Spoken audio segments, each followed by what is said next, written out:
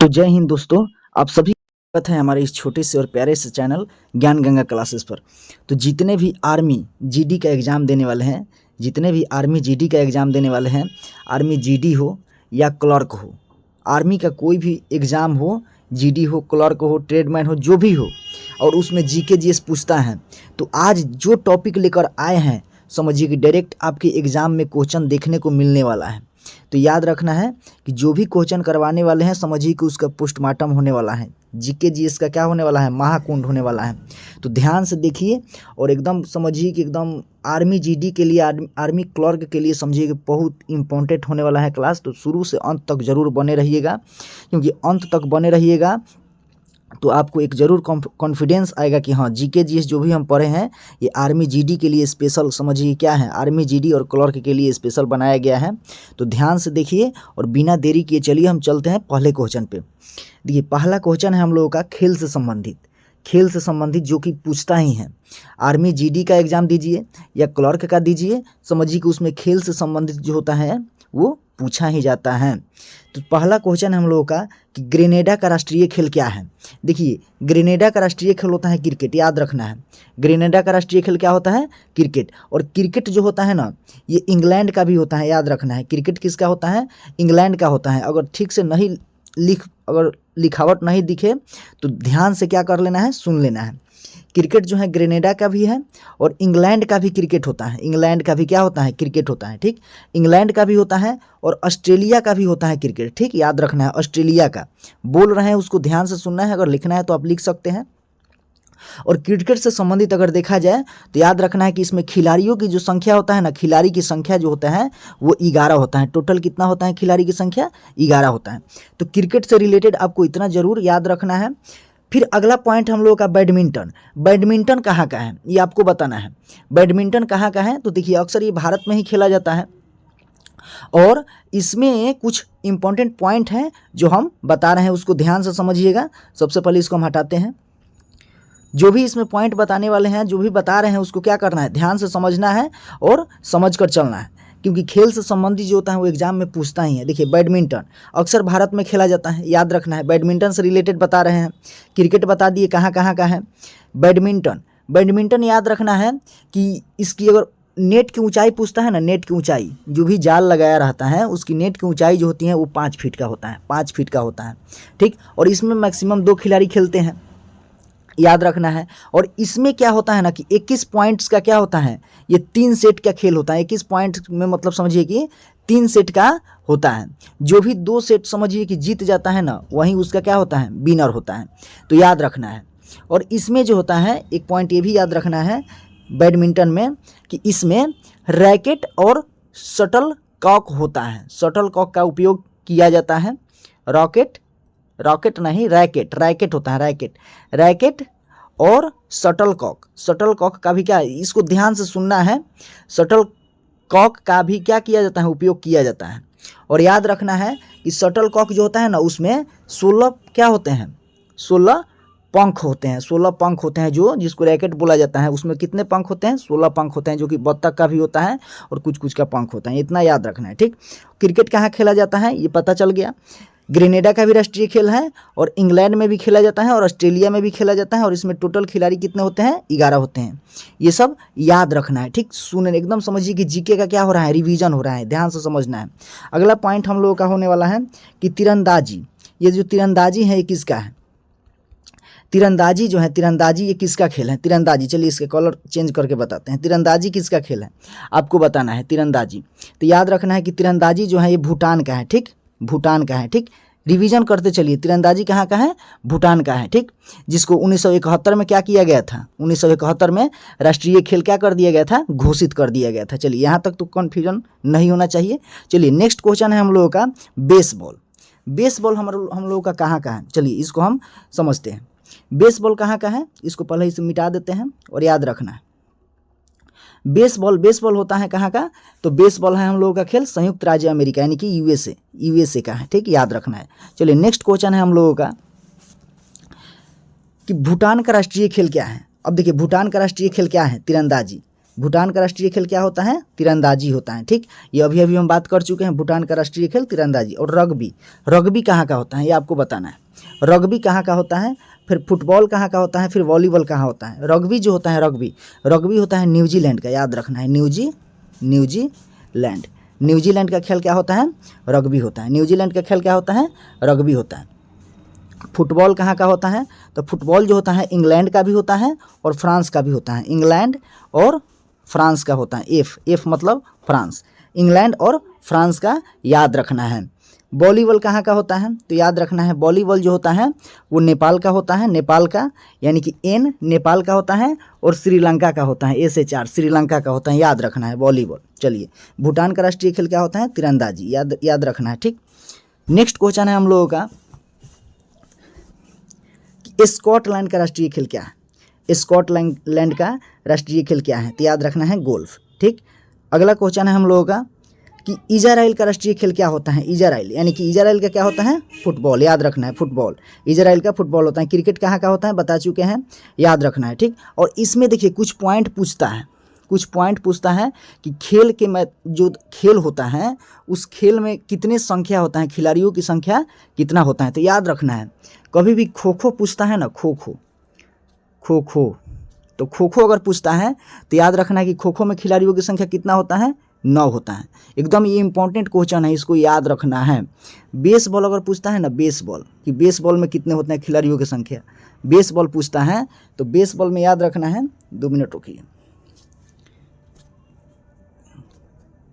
Baseball में कितना होता है? तो याद रखना है कि बेसबॉल में भी 9 होते हैं खिलाड़ियों की संख्या। ठीक, अगर पूछता है कि वॉलीबॉल में कितना होता है, वॉलीबॉल में कितना होता है, तो वॉलीबॉल में याद रखना है कि 6 होता है। ठीक, ये सब याद रखने वाला चीज़ है। ठीक, अगर बास्केटबॉल में पूछता है, बास्केटबॉल, ठीक, बास्केटबॉल, तो बास्केटबॉल में कितना होता है? तो 5 होता है। ठीक, याद रखना है। चलिए, नेक्स्ट क्वेश्चन है हम लोगों का, फ्रांस का राष्ट्रीय खेल क्या है? फ्रांस का राष्ट्रीय खेल क्या होता है? तो फुटबॉल होता है, अभी बात कर चुके हैं। और याद रखना है कि बेसबॉल हो गया था। फिर याद रखना है कि अगर पूछता है कि पोलो में खिलाड़ियों की संख्या कितना है, पोलो में खिलाड़ियों की संख्या पूछ देगा।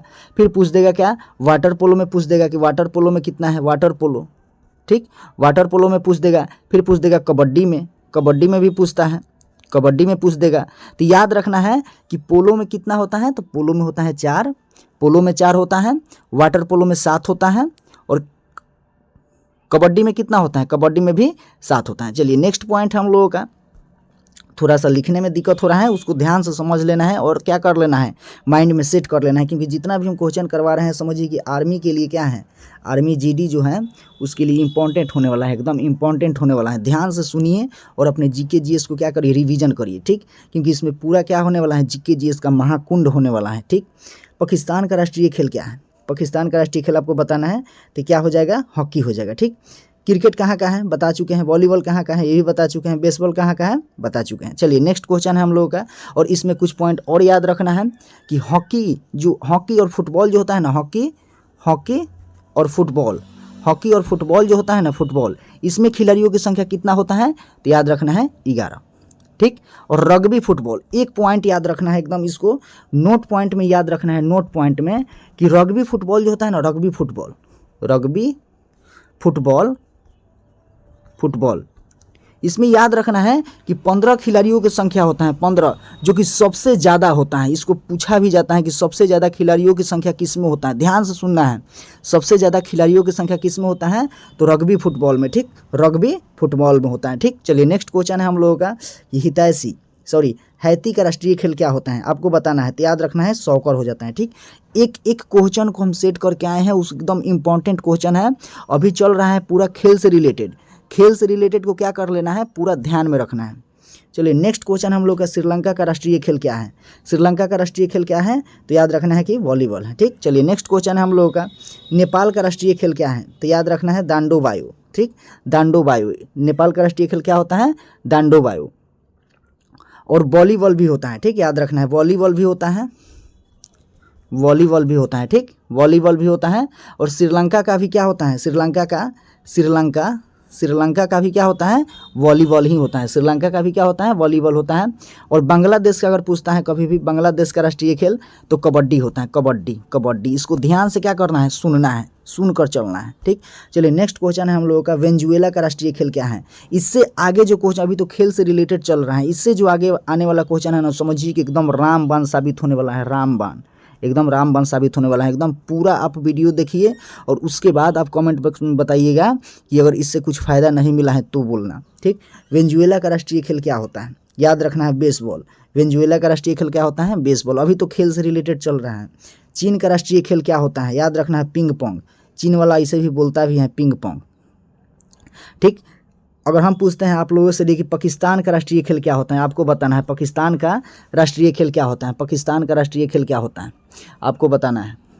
फिर पूछते हैं हम चीन का राष्ट्रीय खेल क्या होगा, चीन का, आपको जल्दी से क्या करना है, कमेंट बॉक्स में बताना है। पाकिस्तान का राष्ट्रीय खेल क्या होता है, तो पाकिस्तान का राष्ट्रीय खेल होता है फील्ड हॉकी, फील्ड हॉकी, याद रखना है या लिख लीजिए। फील्ड हॉकी लिखने में थोड़ा सा दिक्कत हो रहा है, हाथ से लिख रहे हैं, फील्ड हॉकी, ठीक। और चीन का राष्ट्रीय खेल होता है table tennis, table tennis, TT, table tennis, ठीक। टीटी से याद रखना है, टेबल टेनिस, ठीक।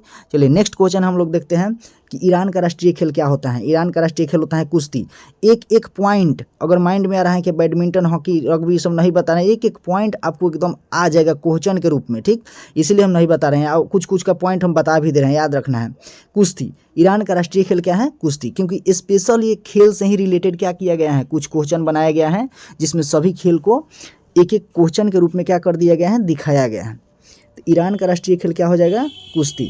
चलिए नेक्स्ट क्वेश्चन है हम लोगों का, भारत का राष्ट्रीय खेल क्या है। ये किसी से गलती नहीं होना चाहिए, भारत का राष्ट्रीय खेल क्या है, भारत का राष्ट्रीय खेल क्या है आपको बताना है। भारत का राष्ट्रीय खेल क्या होता है, हॉकी होता है। भारत का राष्ट्रीय खेल क्या होता है, हॉकी होता है। चलिए नेक्स्ट क्वेश्चन है हम लोगों का कि अर्जेंटीना का राष्ट्रीय खेल क्या है। अर्जेंटीना का राष्ट्रीय खेल क्या होता है। ए है तीरंदाजी, बी है बास्केटबॉल, सी है पातो, या डी है वाटर पोलो। याद रखना है कि पातो होता है, ठीक, पातो होता है। अर्जेंटीना का राष्ट्रीय खेल क्या होता है, पातो होता है, ठीक। रग्बी कहाँ का होता है आपको बताना है। रग्बी कहाँ का होता है, पूरा बात कर चुके हैं। और रग्बी में सबसे ज़्यादा खिलाड़ियों की संख्या होता है, कितना होता है, 15 होता है। ये पूछा जाता है कि सबसे अधिक खिलाड़ियों की संख्या किस खेल में होता है, तो रग्बी में होता है, ठीक, याद रखना है। और रग्बी कहाँ का होता है, तो न्यूजीलैंड का होता है, न्यूजीलैंड का, याद रखना है, ठीक। चलिए नेक्स्ट क्वेश्चन है हम लोगों का, जापान का राष्ट्रीय खेल क्या होता है। जापान का राष्ट्रीय खेल आपको बताना है। ए है बास्केटबॉल, बी है हॉकी, या सी है रग्बी, या डी है सुमो। याद रखना है सुमो, डी, इसका आंसर क्या हो जाएगा, डी। अब देखिए रग्बी हम बात कर चुके हैं कि सबसे अधिक खिलाड़ियों की संख्या किस में होता है, रग्बी में होता है, ठीक। चलिए ये कहाँ का है, न्यूजीलैंड का है। चलिए नेक्स्ट क्वेश्चन हम लोगों का, दक्षिण कोरिया का राष्ट्रीय खेल क्या है। तो याद रखना है ताइक्वांडो, यानी कि ऑप्शन नंबर बी जो है क्या हो जाएगा, राइट हो जाएगा। चलिए नेक्स्ट क्वेश्चन है कि स्लोवेनिया का राष्ट्रीय खेल क्या है, अल्पाइन स्काइंग। सबसे इंपॉर्टेंट क्वेश्चन चल रहा है सभी का, क्या है, एकदम समझिए कि एमसीक्यू जो चल रहा है बेफालतू वाला नहीं है। चलिए ठीक है, अगला क्वेश्चन है हम लोगों का कि ऑस्ट्रेलिया का राष्ट्रीय खेल क्या है। ऑस्ट्रेलिया का राष्ट्रीय खेल, यानी कि ऑस्ट्रेलिया में कौन सा खेल खेला जाता है, क्रिकेट खेला जाता है ऑस्ट्रेलिया में। अब भारत में इसको बहुत पसंद किया जाता है क्रिकेट को, ठीक, लेकिन इसका राष्ट्रीय खेल क्या है, भारत का हॉकी है, ठीक। चलिए नेक्स्ट क्वेश्चन है हम लोगों का कि एंगुइला का राष्ट्रीय खेल क्या है। एंगुइला का राष्ट्रीय खेल क्या है, जल्दी जल्दी बताइए। यानी कि यॉट रेसिंग। अंत तक बने रहिए, आपको बहुत से ऐसे इंपॉर्टेंट क्वेश्चन का संग्रह मिलने वाला है जो समझिए कि डायरेक्ट एग्जाम में देखने को मिलेगा, एकदम एग्जाम में देखने को मिलेगा। एग्जाम में यहाँ से छपने वाला है, छपेगा ही छपेगा। चलिए नेक्स्ट क्वेश्चन है, इंग्लैंड का राष्ट्रीय खेल क्या है। अभी जितना भी चल रहा है वो सब क्या है, राष्ट्रीय खेल से संबंधित चल रहा है, और खेल से एकदम पूछा ही जाता है, नहीं पूछा जाए हो नहीं सकता है। इंग्लैंड का राष्ट्रीय खेल क्या होता है, याद रखना है क्रिकेट। इंग्लैंड का राष्ट्रीय खेल क्या होता है, क्रिकेट होता है। चलिए नेक्स्ट क्वेश्चन है, क्यूबा का राष्ट्रीय खेल क्या होता है, तो याद रखना है बेसबॉल, यानी कि ऑप्शन नंबर डी क्या हो जाएगा, राइट हो जाएगा। याद रखना है बुल्गारिया का राष्ट्रीय खेल क्या है, तो भारोत्तोलन है, यानी कि ऑप्शन नंबर ए जो होगा वो क्या हो जाएगा, राइट हो जाएगा।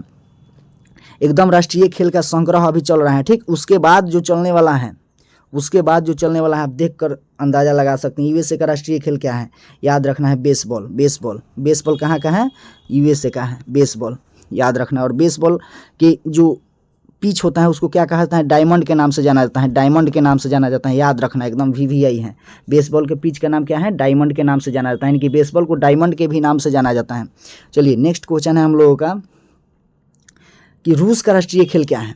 रूस का राष्ट्रीय खेल क्या होता है ये आपको बताना है। रूस का राष्ट्रीय खेल याद बैंडी है, याद रखना है। गोल्फ किसका होता है आपको कमेंट बॉक्स में बताना है, गोल्फ किसका होता है। चलिए नेक्स्ट क्वेश्चन है हम लोगों का, कोलंबिया का राष्ट्रीय खेल क्या होता है, याद रखना है तेजू। कोलंबिया का राष्ट्रीय खेल क्या होता है, तेजू। चलिए नेक्स्ट क्वेश्चन है हम लोगों का, हंगरी का राष्ट्रीय खेल क्या होता है, हंगरी। हंगरी का राष्ट्रीय खेल वाटर पोलो होता है, वाटर पोलो होता है हंगरी का। वॉलीबॉल किसका होता है याद बताना है आपको। गोल्फ किसका होता है, सुमो किसका होता है ये बताना है, ठीक। चलिए अफगानिस्तान का राष्ट्रीय खेल क्या होता है, याद रखना है बुजकाशी, यानी कि ऑप्शन नंबर ए क्या हो जाएगा, राइट हो जाएगा, ठीक। बेसबॉल, बेसबॉल के पिच को क्या कहा जाता है, डायमंड, यानी कि डायमंड कहा जाता है, याद रखना है, ठीक। और फुटबॉल को क्या कहा जाता है, फुटबॉल कहाँ का है इसको बताना है। क्रिकेट, क्रिकेट कहाँ का है, इंग्लैंड का है, ठीक, इंग्लैंड का है, इंग्लैंड का है, ठीक। चलिए नेक्स्ट क्वेश्चन हम लोग का, न्यूजीलैंड का राष्ट्रीय खेल क्या होता है, तो रग्बी। रग्बी में टोटल कितने खिलाड़ी होते हैं, 15 होते हैं, जो कि सबसे ज़्यादा खिलाड़ी किस में होते हैं, सबसे ज़्यादा खिलाड़ी पूछा जाता है किस में होता है, किस खेल में होता है, तो रग्बी में होता है, ठीक। याद रखना है, ध्यान से सुनना है और अपने जीके जीएस को क्या करना है, कंप्लीट करना है। अब जो स्टार्ट होने वाला है समझिए कि एकदम फेमस, इम्पॉर्टेंट, एकदम इम्पॉर्टेंट मानकर चलना है कि इसको एकदम, इसके बिना समझिए कि जीके जीएस क्या है, अधूरा है। इसके बिना जो है जीके जीएस क्या है, अधूरा है। यानी कि nickname of famous person, famous person का निक नेम जो भी पूछा जाता है वो, चलिए हम उसका अब क्या करते हैं, संग्रह कराने वाले हैं पूरा एकदम बेसिक से, और इम्पॉर्टेंट क्वेश्चन कराने वाला है। चलिए नेक्स्ट क्वेश्चन हम इस पर देखते हैं। पहला क्वेश्चन है हम लोगों का कि लोकमान्य किस व्यक्ति को कहा जाता है, ये आपको बताना है कि लोकमान्य जो है किस व्यक्ति को कहा जाता है। ए है जगजीवन राम, बी है लाल बहादुर शास्त्री, या सी है जयप्रकाश नारायण, और डी है बिपिन चंद्र पाल। याद रखना ये तो हाईलाइटेड है, जयप्रकाश नारायण है, यानी कि ऑप्शन नंबर सी हो जाएगा। याद रखना है कि जगजीवन राम को क्या कहा जाता है, जगजीवन राम को क्या कहा जाता है, तो देखिए लिखने में अगर दिक्कत हो रहा है ध्यान से सुनिएगा और आप सुन कर लिख सकते हैं, ठीक। इनको कहा जाता है, भारत में कहा जाता है, भारत में बाबूजी के नाम से जाना जाता है, ठीक। यानी कि जगजीवन राम को बाबूजी कहा जाता है, या इनको कहा जाता है दलितों का मसीहा, दलितों का मसीहा कहा जाता है, मसीहा याद रखना है। इनको क्या कहा जाता है, भारत में बाबूजी कहा जाता है, या इनको कहा जाता है दलितों का मसीहा।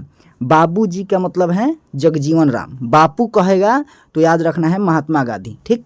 बाबूजी का मतलब जगजीवन राम, ठीक। नेक्स्ट है लाल बहादुर शास्त्री। लाल बहादुर शास्त्री को क्या कहा जाता है, तो याद रखना है कि लाल बहादुर शास्त्री को कहा जाता है शांति पुरुष, शांति पुरुष। देखने में यहाँ साफ सुथरा एकदम सुनना है, ठीक। यहाँ पे हम लिख रहे हैं, आपको साफ सुथरा क्या करना है, सुनना है कि हम किनका आंसर बता रहे हैं। लाल बहादुर शास्त्री को शांति पुरुष कहा जाता है, याद रखना है। शांति पुरुष किसको कहा जाता है, लाल बहादुर शास्त्री को। और बाबूजी किसको कहा जाता है, जगजीवन राम को। इनको दलितों का क्या कहा जाता है, मसीहा भी कहा जाता है। लाल बहादुर शास्त्री को क्या कहा जाता है, शास्त्री जी भी कहा जाता है। इनको शास्त्री जी भी कहा जाता है, शास्त्री जी। ध्यान से सुनना है और लिख लेना है, नोटबुक में एकदम क्या कर लेना है, साफ साफ लिख लेना है। और लाल बहादुर शास्त्री ने ही क्या दिया था, नारा दिए थे, जय जवान जय किसान, जय जवान जय किसान का नारा किसने दिए थे, लाल बहादुर शास्त्री। श्वेत क्रांति को बढ़ावा भी किसने दिए थे, श्वेत क्रांति को बढ़ावा दिए थे लाल बहादुर शास्त्री। ध्यान से सुनना है और इसका क्या करना है, रिवीजन करना है, ठीक। और जयप्रकाश नारायण क्या है, ये इनको लोकनायक के नाम से जाना जाता है। और इसमें आपको बताना है कि बिपिन चंद्रपाल को क्या कहा जाता है, बिपिन चंद्रपाल को क्या कहा जाता है। चलिए नेक्स्ट क्वेश्चन हम पूछते हैं आपसे, किस व्यक्ति को फ्यूहरर कहा जाता है, किस व्यक्ति को फ्यूहरर कहा जाता है। और जो पीछे पूछे हैं बिपिन चंद्रपाल को क्या कहा जाता है, ये आपको बताना है। बिपिन चंद्रपाल को क्या कहा जाता है, तो याद रखना है कि भारत में क्रांतिकारी विचारों का जनक, भारत में क्रांतिकारी विचारों का क्या कहा जाता है, जनक, विचारों का जनक कहा जाता है, जनक कहा जाते हैं। बात समझ में आया। चलिए अब यहाँ अगला क्वेश्चन है हम लोगों का कि किस व्यक्ति को फ्यूहरर कहा जाता है। एकदम इंपॉर्टेंट क्वेश्चन मानो, इंपॉर्टेंट क्वेश्चन लेकर चलना है। फ्यूहरर किसको कहा जाता है, कितना बार भी पूछ चुका है। फ्यूहरर कहा जाता है एडोल्फ हिटलर को कहा जाता है, ठीक। एडोल्फ हिटलर को क्या कहा जाता है, फ्यूहरर कहा जाता है, ठीक। राजेंद्र प्रसाद को क्या कहा जाता है, आपको बताना है। राजेंद्र प्रसाद को कहा जाता है देश रत्न। राजेंद्र प्रसाद को क्या कहा जाता है, देश रत्न। इतना बार हम बोल दे रहे हैं ताकि वो याद हो जाए। इनको बोला जाता है आज़ाद शत्रु भी क्या कहा जाता है, बोला जाता है। राजेंद्र प्रसाद को आज़ाद शत्रु भी बोला जाता है। चलिए नेक्स्ट क्वेश्चन है हम लोगों का कि किसको भारत की कोकिला कहा जाता है, भारत की कोकिला किसको कहा जाता है। याद रखना है कि श्रीमती सरोजिनी नायडू, यानी कि ऑप्शन नंबर सी क्या हो जाएगा, राइट हो जाएगा। और पीटी उषा को क्या कहा जाता है, आपको बताना है। आपको बताना है कि इनको क्या कहा जाता है। याद रखना है, इनको बोला जाता है उड़न परी बोला जाता है, याद रखना है, उड़न परी या गोल्डन गर्ल कहा जाता है, गोल्डन गर्ल। ठीक, ध्यान से सुन लेना है, लिखने में थोड़ा सा दिक्कत हो रहा है, ध्यान से सुन लेना है कि इनको क्या कहा जाता है, गोल्डन गर्ल या उड़न परी कहा जाता है। ठीक, सरोजनी नायडू को क्या कहा जाता है, भारत की कोकिला कहा जाता है। इंदिरा गांधी को क्या कहा जाता है, इंदिरा गांधी को क्या कहा जाता है आपको बताना है, इंदिरा गांधी को क्या कहा जाता है, आयरन लेडी ऑफ इंडिया। ठीक, iron lady of India, iron lady of India कहा जाता है। चलिए नेक्स्ट क्वेश्चन है हम लोगों का, किस व्यक्ति को पंडित जी या चाचा कहा जाता है। एकदम इंपॉर्टेंट क्वेश्चन, ध्यान से देखना है, कोई भी क्वेश्चन बेफालतू का नहीं है, इसमें सब क्या है, इंपॉर्टेंट है। किस व्यक्ति को पंडित जी या चाचा कहा जाता है। ये है पुरुषोत्तम दास टंडन या खान अब्दुल गफ्फर खान या कर्पूरी ठाकुर या डी है जवाहरलाल नेहरू। याद रखना है कि इसका आंसर क्या हो जाएगा, डी, जवाहरलाल नेहरू। और देखिए दास टंडन को क्या कहा जाता है, याद रखना है, दास टंडन को क्या कहा जाता है, राजर्षि कहा जाता है, राजर्षि कहा जाता है। ठीक, और खान अब्दुल गफ्फर खान को क्या कहा जाता है आपको बताना है। खान अब्दुल गफ्फर खान को कहा जाता है, इसका कलर चेंज कर लेते हैं, सीमांत गांधी, सीमांत गांधी, सीमांत गांधी कहा जाता है। याद रखना है, एकदम याद रख के चलना है, खान अब्दुल गफ्फर खान को सीमांत गांधी कहा जाता है। और कर्पूरी ठाकुर को क्या कहा जाता है आपको बताना है, यहाँ हम बता देते हैं, कर्पूरी ठाकुर को क्या कहा जाता है आपको बताना है कि कर्पूरी ठाकुर क्या है, तो जननायक है, याद रखना है, जननायक, जननायक याद रखना है। ठीक, चलिए नेक्स्ट क्वेश्चन है हम लोगों का, किस व्यक्ति को हॉकी का जादूगर या हॉकी जादूगर कहा जाता है। एकदम इंपॉर्टेंट क्वेश्चन, इंपॉर्टेंट क्वेश्चन, जितना भी आर्मी, जीडी, क्लर्क, इस सब एकदम उसी के समझिए कि पॉइंट ऑफ व्यू से क्या बनाया गया है, एकदम क्वेश्चन सेट किया गया है। किस व्यक्ति को हॉकी का जादूगर या हॉकी जादूगर कहा जाता है आपको बताना है। किस व्यक्ति को कहा जाता है, तो याद रखना है ध्यानचंद को कहा जाता है। ठीक, ध्यानचंद को कहा जाता है। आपके लिए सवाल है कि उधम सिंह को क्या कहा जाता है, उधम सिंह को क्या कहा जाता है आपको बताना है। तो उधम सिंह को कहा जाता है शहीद ए आजम, शहीद, शहीद ए आजम, शहीद ए आजम कहा जाता है। ठीक, चलिए नेक्स्ट क्वेश्चन है हम लोगों का कि किस व्यक्ति को बंगाली टाइगर या लोकमान्य या मराठा का शेर कहा जाता है। किस व्यक्ति को बंगाली टाइगर या लोकमान्य या मराठा का शेर कहा जाता है। एकदम इंपॉर्टेंट क्वेश्चन, याद रखना है, बाल गंगाधर तिलक, बाल गंगाधर तिलक को क्या कहा जाता है, लोकमान्य या मराठा का शेर कहा जाता है या बंगाली टाइगर भी कहा जाता है।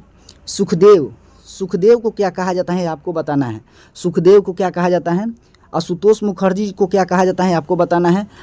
देखो आशुतोष मुखर्जी को कहा जाता है बंगाल केसरी, बंगाल केसरी, बंगाल केसरी, आशुतोष मुखर्जी को बंगाल केसरी कहा जाता है। और सुखदेव को क्या बोला जाता है आपको कमेंट बॉक्स में इसका आंसर बताना है। चलिए नेक्स्ट क्वेश्चन है कि किस व्यक्ति को भारतीय फिल्मों का ग्रैंडफादर कहा जाता है। एकदम इंपॉर्टेंट, किस व्यक्ति को, इसमें सब इंपॉर्टेंट ही हैं, एकदम समझिए कि इंपॉर्टेंट क्वेश्चन का क्या है, संग्रह है। इसको आप ध्यान से देखिए और अंत तक बने रहिए, आपका जीके जी समझिए कि अच्छा से क्या हो जाएगा, रिवीजन हो जाएगा और कुछ बहुत अच्छे से सीख जाइएगा। और समझिए कि एग्जाम में तो एकदम समझिए कि दिखने वाला है इसमें से। किस व्यक्ति को भारतीय फिल्मों का ग्रैंडफादर कहा जाता है, तो याद रखना है कि धुंडीराज गोविंद फाल्के। ठीक, और सत्यजीत रे क्या है इसको कमेंट में बताना है। गुरुदत्त क्या है इसको कमेंट बॉक्स में बताना है। चलिए नेक्स्ट क्वेश्चन है, किसको भारत की लौह महिला कहा जाता है। किसको भारत का लौह महिला कहा जाता है आपको बताना है। याद रखना है कि इसका आंसर क्या हो जाएगा, इंदिरा गांधी। मदर टेरेसा को क्या कहा जाता है आपको बताना है। मदर टेरेसा को क्या कहा जाता है, तो याद रखना है कि मदर टेरेसा को कहा जाता है निर्मल हृदय, निर्मल हृदय, हृदय, निर्मल हृदय। ठीक, मदर टेरेसा को कहा जाता है निर्मल हृदय, या इनको कहा जाता है गरीबों का मसीहा, गरीबों का मसीहा। ठीक, गरीबों का मसीहा किनको कहा जाता है, मदर टेरेसा को कहा जाता है। भारत की लौह महिला किसको कहा जाता है, इंदिरा गांधी को कहा जाता है। कल्पना चावला को क्या कहा जाता है, याद रखना है, कल्पना चावला को क्या कहा जाता है, अंतरिक्ष की बेटी कहा जाता है इसको। अंतरिक्ष, अंतरिक्ष दिख नहीं रहा है, अंतरिक्ष की बेटी, ध्यान से सुनना है और उसको क्या कर लेना है, अगर नहीं पता है लिख लेना है। ठीक, इनको क्या कहा जाता है, अंतरिक्ष की बेटी कहा जाता है। ठीक, कल्पना चावला को। प्रतिभा पाटिल को क्या कहा जाता है आपको बताना है। तो ये क्या है प्रतिभा पाटिल, प्रतिभा पाटिल जो है भारत की प्रथम महिला राष्ट्रपति हैं। ये भारत की प्रथम महिला क्या है, राष्ट्रपति हैं, राष्ट्रपति, ध्यान से सुन लेना है। ठीक, राष्ट्रपति हैं। चलिए नेक्स्ट क्वेश्चन है कि किस व्यक्ति को साबरमती का संत या महात्मा या राष्ट्रपति या बापू कहा जाता है। याद रखना है, बापू जी किसको कहा जाता है, बाबूजी किसको कहा जाता है, अभी हम बता चुके हैं, इसको कमेंट बॉक्स में ज़रूर बताइए, ठीक। और बापू किसको कहा जाता है, राष्ट्रपिता किसको कहा जाता है, महात्मा किसको कहा जाता है, साबरमती का संत किसको कहा जाता है, याद रखना है किसको कहा जाता है, महात्मा गांधी। एकदम इंपॉर्टेंट क्वेश्चन है, इंपॉर्टेंट क्वेश्चन, ठीक, सभी इंपॉर्टेंट क्वेश्चन है, ठीक। चलिए नेक्स्ट क्वेश्चन है कि किस व्यक्ति को शहीद ए आजम, शहीद का राजकुमार कहा जाता है, याद रखना है कि भगत सिंह, भगत सिंह। ऑप्शन सी जो हो जाएगा वो क्या हो जाएगा, राइट हो जाएगा। चलिए किस व्यक्ति को शेर ए कश्मीर या कश्मीर का शेर कहा जाता है, याद रखना है Sheikh Mohammad Abdullah, Sheikh Mohammad Abdullah. Option number C जो होगा वो क्या हो जाएगा, राइट हो जाएगा। एकदम ध्यान से देखिए और अंत तक बने रहिए। किस व्यक्ति को बोर्ड ऑफ एवन कहा जाता है, किस व्यक्ति को बोर्ड ऑफ एवन कहा जाता है, आपको बताना है। तो इसका आंसर क्या हो जाएगा, विलियम शेक्सपियर। आशुतोष मुखर्जी को क्या कहा जाता है, राजेंद्र प्रसाद को क्या कहा जाता है, बता चुके हैं। इसको क्या करना है, कमेंट बॉक्स में छाप देना है, कमेंट बॉक्स में एकदम लिखते रहिए। जितना भी इंडियन आर्मी की तैयारी कर रहे हैं एकदम आप तो एकदम जुड़े ही रहिए, क्योंकि आपके लिए एकदम समझिए कि इंपॉर्टेंट क्वेश्चन का संग्रह लेकर आ गए हैं। अभी पूरा समझिए कि 2000-3000 का एकदम समझिए कि क्वेश्चन सेट है। अभी इसमें समझिए कुछ ही क्वेश्चन हुआ है, अभी बहुत सारा क्वेश्चन अभी पड़ा हुआ है। एकदम आप लोग हमारे चैनल से जुड़े रहिए और अंत तक इस वीडियो को देखिए। एकदम समझिएगा कि एकदम एग्जाम में छपने वाला क्वेश्चन ही करवाया जा रहा है। याद रखना है कि किस व्यक्ति को भारतीय पत्रकारिता का ग्रैंड ओल्ड मैन कहा जाता है, याद रखना है किस व्यक्ति को भारतीय पत्रकारिता का ग्रैंड ओल्ड मैन कहा जाता है। तो याद रखना है तुषार कांति घोष। ऑप्शन नंबर ए एकदम राइट होगा। एकदम इसको एकदम याद करके जाना है, याद करके चलना है, एकदम एग्जाम के लिए टारगेटेड क्वेश्चन है। किस व्यक्ति को द लिटिल मास्टर कहा जाता है, याद रखना है एकदम इंपॉर्टेंट क्वेश्चन, इंपॉर्टेंट क्वेश्चन। इसमें सबको इंपॉर्टेंट कह सकते हैं क्योंकि सभी इंपॉर्टेंट क्वेश्चन का ही संग्रह लेकर आए हैं। याद रखना है कि सचिन तेंदुलकर, यानी कि ऑप्शन नंबर ए क्या हो जाएगा, राइट हो जाएगा। चलिए नेक्स्ट क्वेश्चन है कि किस व्यक्ति को देश प्रिय कहा जाता है, याद रखना है किस व्यक्ति को देश प्रिय। तो यतीन्द्र मोहन सेन गुप्ता को क्या कहा जाता है, देश प्रिय कहा जाता है।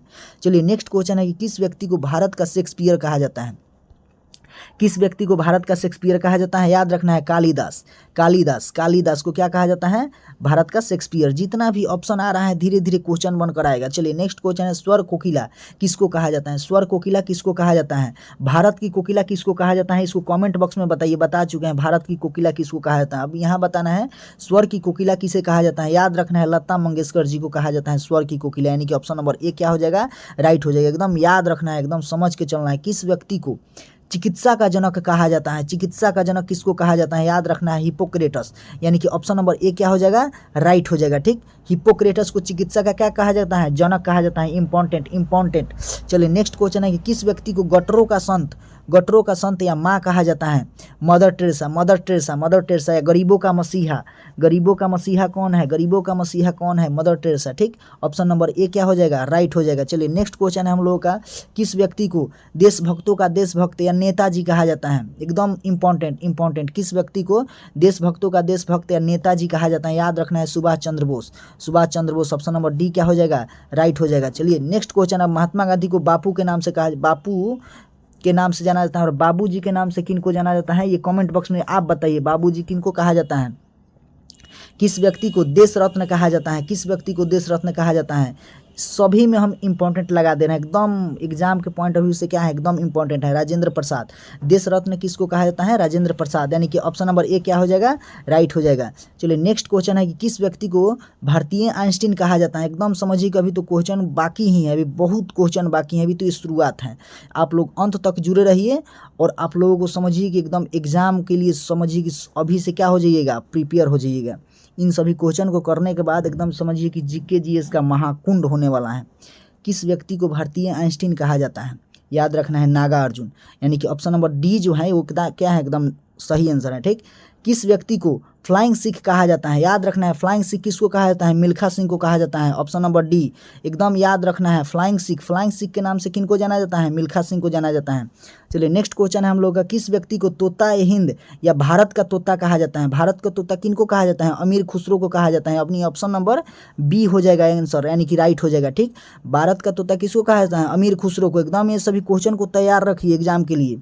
किस व्यक्ति को आदि कवि कहा जाता है, याद रखना है वाल्मीकि वाल्मीकि जी को क्या कहा जाता है, आदि कवि कहा जाता है, वाल्मीकि जी को आदि कवि कहा जाता है। ऑप्शन नंबर डी क्या हो जाएगा, राइट हो जाएगा। देखिए एकदम यहाँ जितने भी निक नेम है ना उस सभी को एकजुट करके लाए हैं।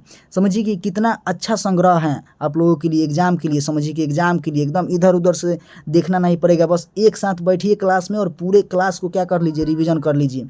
हरियाणा तूफान किस व्यक्ति को कहा जाता है, हरियाणा का तूफान किस व्यक्ति को कहा जाता है, याद रखना है Kapil Dev. Option number B जो होगा वो क्या हो जाएगा, राइट हो जाएगा। हरियाणा का तूफान किस व्यक्ति को कहा जाता है, कपिल देव।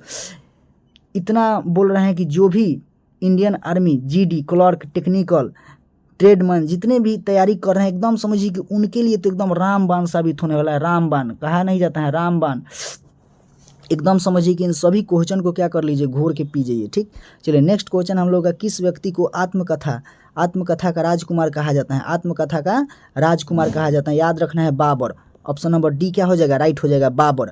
बाबर को आत्मकथा का राजकुमार कहा जाता है। ठीक, चलिए नेक्स्ट क्वेश्चन हम लोग का, किस व्यक्ति को पंजाब केसरी कहा जाता है। एकदम बेसिक से एकदम समझिए कि सभी ऑप्शन को क्या कर दिया जा रहा है, पोस्टमार्टम कर दिया जा रहा है। अब देखिए ऑप्शन का पोस्टमार्टम करने का मतलब कि सभी को हम क्या कर दिए हैं, क्वेश्चन में लेकर आ गए हैं। ऐसा नहीं कि सबका यहीं पे बताएं, इसी को हम क्वेश्चन में लेकर आ गए हैं कि क्वेश्चन में पूछता कैसे हैं।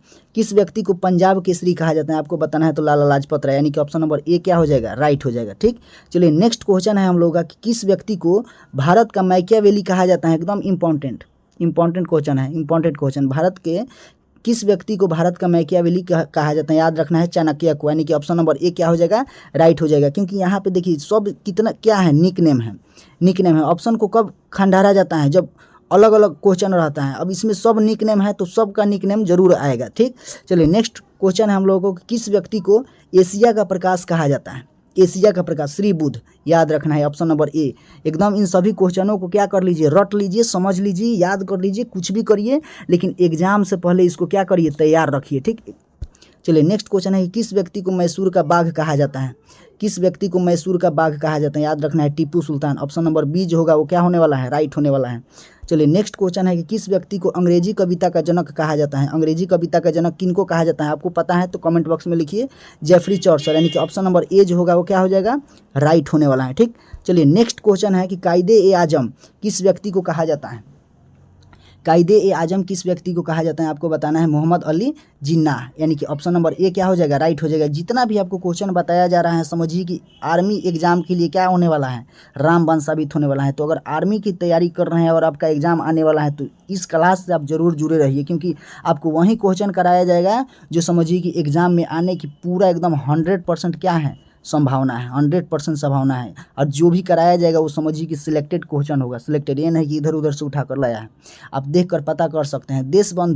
देशबंधु किस व्यक्ति को कहा जाता है, याद रखना है देशबंधु किस व्यक्ति को कहा जाता है। देखिए इस क्लास के बाद आप एग्जाम देकर आइएगा, एकदम इस क्लास से लड़ने वाला है क्वेश्चन, ध्यान रखिएगा। देशबंधु किस व्यक्ति को कहा जाता है, जितना भी 2200-2500 का सेट है ना उसको एकदम करवाने वाला है, 2-3 दिन में करवाने वाला है इसको तोड़ कर। ठीक, याद रखना है कि देशबंधु किस व्यक्ति को कहा जाता है, याद रखना है चित्तरंजन दास को क्या कहा जाता है, देशबंधु कहा जाता है, याद रखना है। चलिए नेक्स्ट क्वेश्चन है हम लोगों का, किस व्यक्ति को भारत का मार्टिन लूथर कहा जाता है, किस व्यक्ति को भारत का मार्टिन लूथर कहा जाता है, दयानंद सरस्वती, यानी ऑप्शन नंबर डी। ये तो अभी शुरुआत है, अभी हिस्ट्री बाकी है, जियोग्राफी बाकी है, पॉलिटिकल साइंस बाकी है, इकोनॉमिक्स बाकी है, अभी समझिए कि सब सब्जेक्ट बाकी हैं और सब में क्या है, इंपॉर्टेंट क्वेश्चन का संग्रह लेकर आए हैं। तो उसको आप बने रहिए और सभी को ध्यान से देखिए और समझिए। चलिए किस व्यक्ति को भारत का नेपोलियन कहा जाता है, तो याद रखना है कि समुद्रगुप्त, ऑप्शन नंबर डी जो हो जाएगा उसका आंसर राइट हो जाएगा, समुद्रगुप्त। भारत का नेपोलियन किसको कहा जाता है, समुद्रगुप्त। श्री बुध को क्या कहा जाता है, अभी हम बात कर चुके हैं, इसको कमेंट बॉक्स में जरूर छापिए। ठीक, चलिए नेक्स्ट क्वेश्चन है कि किस व्यक्ति को विश्व कवि या कवि गुरु या गुरुदेव के कहा जाता है, विश्व कवि, कवि गुरु या गुरुदेव के नाम से किनको जाना जाता है, याद रखना है रविंद्रनाथ टैगोर, यानी कि ऑप्शन नंबर बी जो होगा वो क्या हो जाएगा, राइट हो जाएगा। रविंद्रनाथ टैगोर को क्या कहा जाता है, विश्व कवि, कवि गुरु, गुरुदेव। इन सभी क्वेश्चन को बोल रहे हैं ना, बार बार बोल रहे हैं कि इन सभी क्वेश्चन को एकदम क्या रखिए, रेडी रखिए।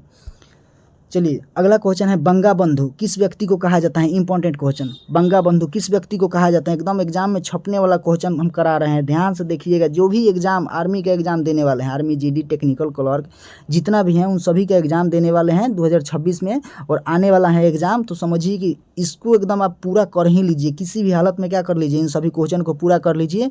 और जो अभी क्वेश्चन लेकर आने वाले हैं वो समझिए कि एकदम रामबाण है, रामबाण है, रामबाण है, एकदम याद रखिएगा आपके एग्जाम के लिए।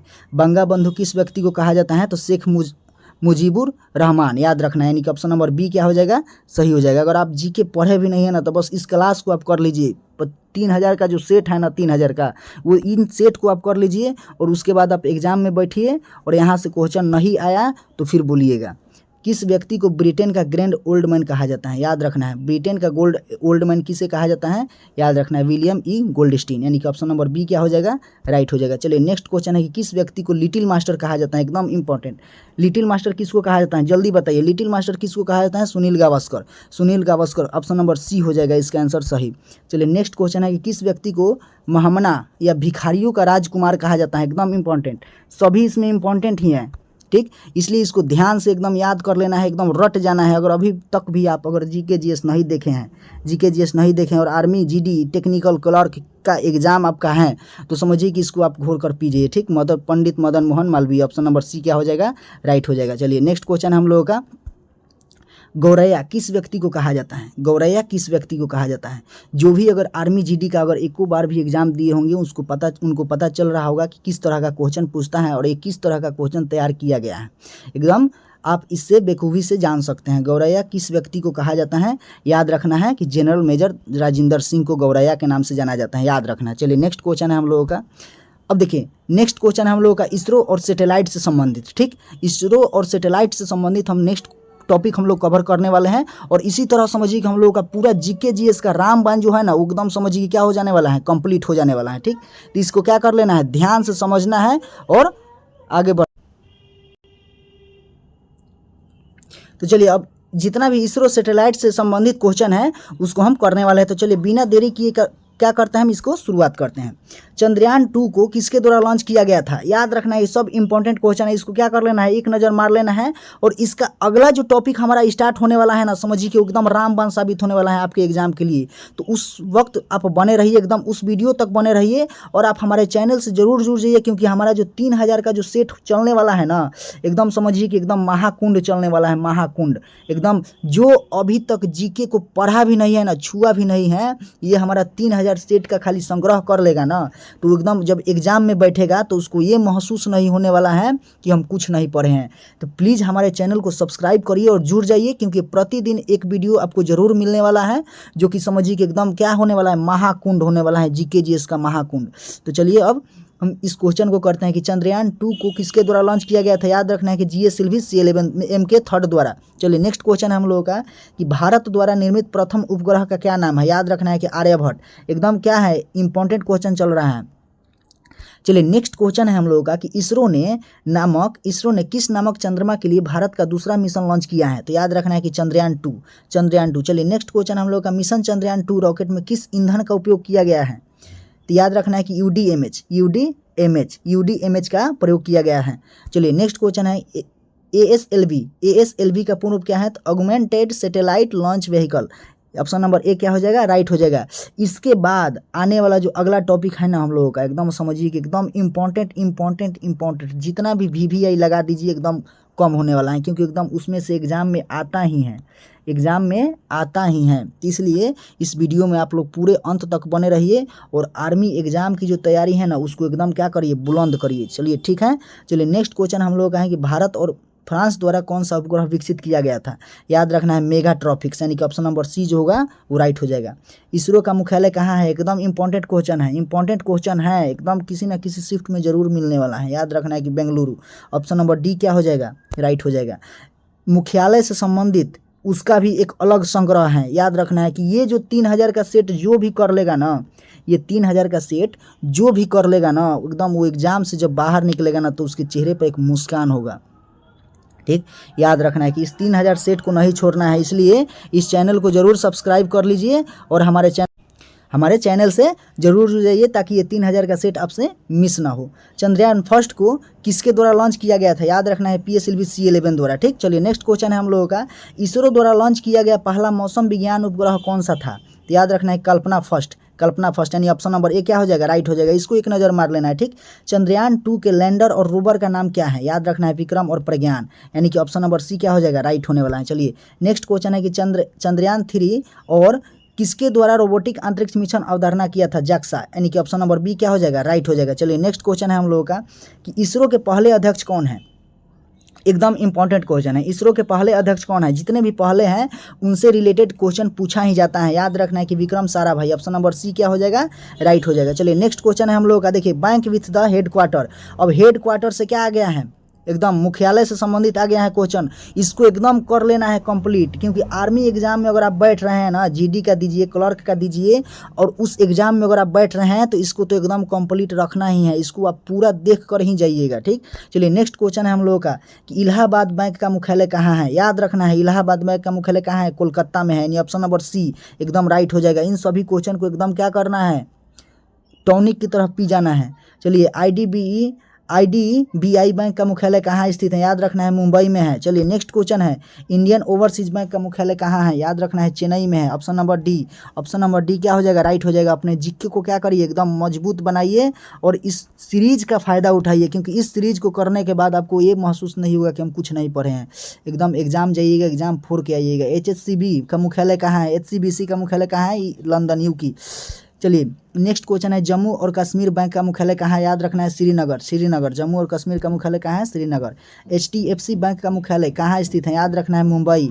HDFC बैंक का मुख्यालय कहाँ स्थित है, मुंबई। चलिए नेक्स्ट क्वेश्चन है, यूको बैंक का मुख्यालय कहाँ स्थित है, कोलकाता। यूको बैंक का मुख्यालय कहाँ स्थित है, कोलकाता।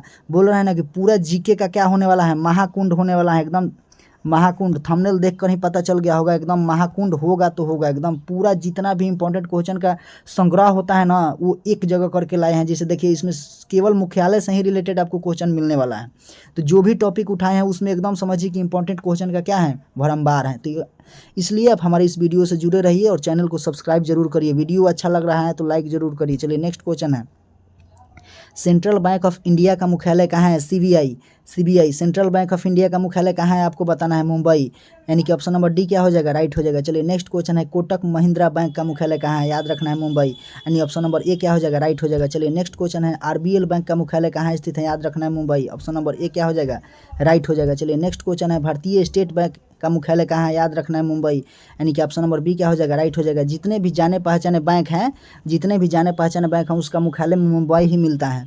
सिटी यूनियन बैंक का मुख्यालय कहाँ स्थित है, याद रखना है तमिलनाडु, यानी कि ऑप्शन नंबर बी क्या हो जाएगा, राइट हो जाएगा। चलिए नेक्स्ट क्वेश्चन है कि इस इंडसलैंड बैंक जो है उसका मुख्यालय कहाँ स्थित है, याद रखना है महाराष्ट्र में है। ठीक, चलिए ऑप्शन अगला है, इंडियन बैंक का मुख्यालय कहाँ स्थित है, याद रखना है चेन्नई, यानी कि ऑप्शन नंबर सी क्या हो जाएगा, राइट हो जाएगा। एकदम रिवीजन करते चलिए, पढ़े हैं तो, नहीं पढ़े हैं तो एकदम याद करते चलिए। फेडरल बैंक का मुख्यालय कहाँ स्थित है, याद रखना है केरल में है, यानी ऑप्शन नंबर ए क्या हो जाएगा, राइट हो जाएगा। चलिए नेक्स्ट क्वेश्चन है, कर्नाटक बैंक का मुख्यालय कहाँ स्थित है, कर्नाटक बैंक का मुख्यालय कहाँ स्थित है, कहाँ पे स्थित है, याद रखना है मंगलुरु के कर्नाटक में स्थित है। ठीक, चलिए नेक्स्ट क्वेश्चन है, बंधन बैंक का मुख्यालय कहाँ स्थित है, एकदम इंपॉर्टेंट क्वेश्चन सब मान कर चलिए, मान करके एकदम लेकर चलना है, कोलकाता, ऑप्शन नंबर सी क्या हो जाएगा, राइट हो जाएगा। चलिए नेक्स्ट क्वेश्चन है आप लोगों के लिए, कैनरा बैंक का मुख्यालय कहाँ स्थित है, जल्दी बताइए, बेंगलोर हो जाएगा इसका आंसर। ठीक, ऑप्शन नंबर ए क्या हो जाएगा, राइट हो जाएगा। चलिए नेक्स्ट क्वेश्चन है, ICICI बैंक का मुख्यालय कहाँ है, तुरंत बताइए, तो याद रखना है मुंबई, इसका आंसर क्या हो जाएगा, मुंबई, सी।